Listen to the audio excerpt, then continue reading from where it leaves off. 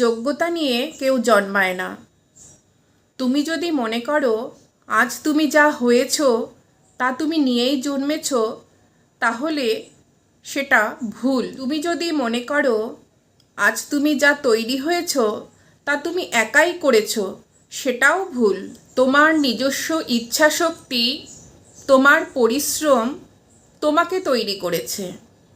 আজ তুমি যা তৈরি হয়েছ তা করেছে। তবে সেই দুটো মানুষকে ভুলে গেলে চলবে না যার জন্য তুমি এই পৃথিবীর মুখ দেখেছ। সেই দুটো মানুষের শুভ কামনা, ভালোবাসা, একনিষ্ঠ লেগে থাকা তোমাকে আজ তৈরি করেছে, তোমাকে তুমি বানিয়েছে। হোক না তারা অশিক্ষিত, ফালতু, মূর্খ, তাদের যদি তুমি অস্বীকার করো তাহলে মনে রাখবে তুমি নিজেকেই নিজে অস্বীকার করছো।